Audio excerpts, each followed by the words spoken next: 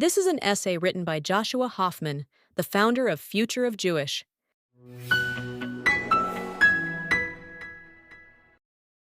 The story of Anne Frank is one of history's most searing reminders of human resilience and human betrayal. For decades, scholars and readers alike have wrestled with the haunting question, who gave Anne and her family away?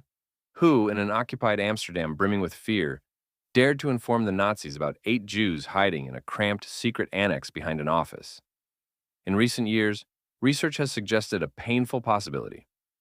The betrayer may not have been a non-Jewish Nazi sympathizer or an opportunistic Dutch collaborator, but a Jew, a man named Arnold van den Berg, a member of Amsterdam's Jewish Council, who may have provided names of hiding places to the Nazis in an attempt to save his own family. While the evidence is debated and far from conclusive, the mere suggestion strikes a nerve because it reflects a truth deeper than any single case.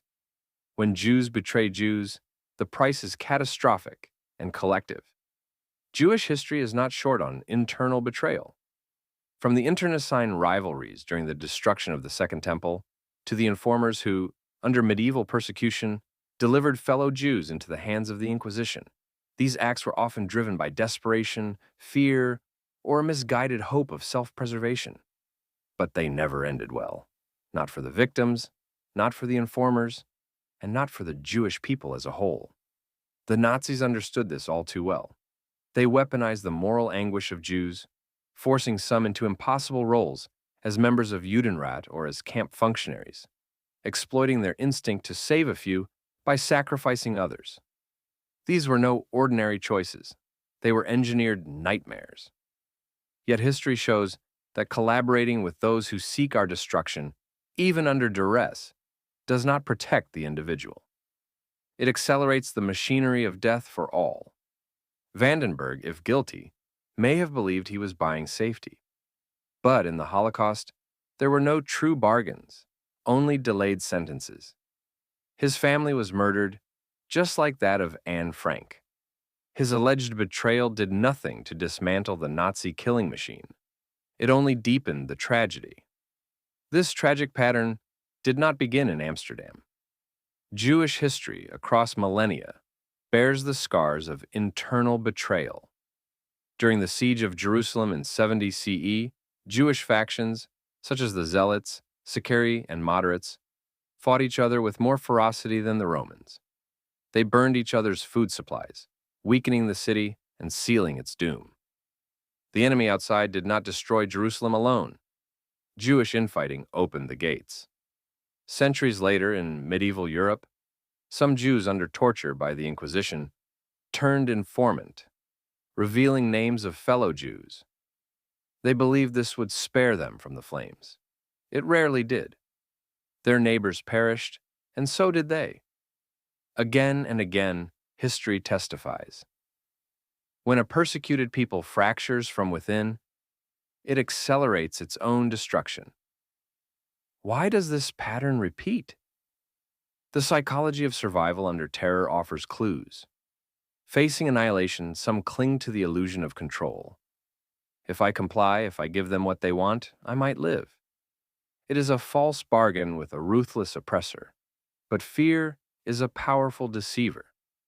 There's also what scholars call moral injury, the deep spiritual wound inflicted when people are forced to act against their core values. Those who inform often do not live free. They live tormented or they perish anyway. And yet, desperation blinds reason. This explains why Van den Berg, if guilty, might have believed betrayal could buy time. History proves that the price is always higher than imagined, and the lesson is clear. In times of existential threat, the fantasy that one Jew can save himself by sacrificing another is an illusion. Those who attempt it not only condemn others, but invite destruction upon themselves. The oppressor does not distinguish between the loyal and the dispensable. To the Nazis, a Jew was a Jew. Today, history reminds us that in moments of crisis, solidarity is not optional. It is survival. And yet, the temptation persists. Sometimes it takes subtler forms. Jews publicly vilifying other Jews to gain favor in political or social circles, aligning with ideologies that target their own people in hopes of avoiding criticism, thinking, if I distance myself from them, I'll be safe. But safety never comes that way.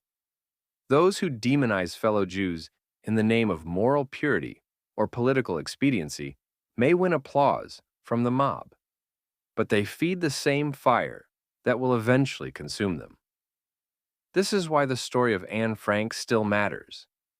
It is not just about the cruelty of Nazis or the fragility of life. It is about the peril of forgetting who we are to each other. When Jews fracture, when fear or ego makes us turn on our own, the consequences are never limited to one person or one moment.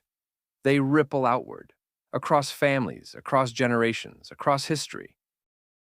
We live in an age where anti-Semitism wears new masks, like so-called anti-Zionism, but carries the same old hatred. Today, we see echoes of this same delusion. Some Jews align with movements that anti-Semitically demonize Israel and excuse anti-Semitic violence, thinking that by joining the chorus they will escape its wrath.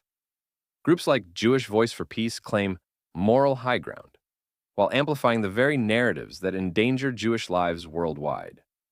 Others throw fellow Jews under the bus in politics, media, or business to appear virtuous or gain social currency. The logic is the same as Vandenberg's imagined calculus.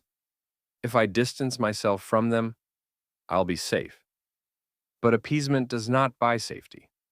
It buys contempt from the enemy and eventually from history. We cannot pretend this is only a diaspora problem. Even in the state of Israel, the one place where Jews hold sovereignty, Jew-on-Jew animosity runs deep. The venom hurled between religious and secular, left and right, is not mere disagreement. It often crosses into contempt. Look at Israeli politics. Rivals accuse each other not just of error, but of treason. Protest movements have paralyzed cities. Families split over ideology. After October 7th, a day that should have united Israel in grief and resolve, internal blame games erupted within weeks. This is not new. In Israel's early years, the political party Mapai crushed revisionist opponents. Yemenite children were separated from parents. Kibbutzim ostracized those with different visions for the Jewish state. Today, the rhetoric may be sharper because the microphones are louder, but the impulse is ancient. If my vision of Judaism, Zionism, or democracy does not prevail, then the other side is a danger to the nation. History tells us what happens when this logic metastasizes. Jerusalem fell not only because of Rome, but because Jews turned on each other inside the walls. We cannot afford to repeat that inside the borders of the only Jewish state on earth. Of course, the lesson of betrayal against Anne Frank and her family is not simply to condemn one man. It is to remember that in a world that targets Jews, our strength is our unity. Our survival depends on resisting the urge to seek safety by sacrificing solidarity. Anne famously wrote, "I still believe, in spite of everything, that people are truly good at heart." Her faith in humanity remains one of the most quoted lines in literature. And yet, her fate was sealed by the very opposite: the failure of solidarity, the triumph of betrayal. What would Anne say today, watching Jews once again turn on each other in a world that still debates our right to exist? None of this is black and white. It is tempting to frame Jew-on-Jew hate as sheer betrayal. But life, as well as identity, are rarely that simple. The Talmud states that all Jews are guarantors for one another, which Jewish tradition interprets as a sacred duty to protect one another. It is a beautiful ideal, but reality is messier. Not every Jew feels this command equally.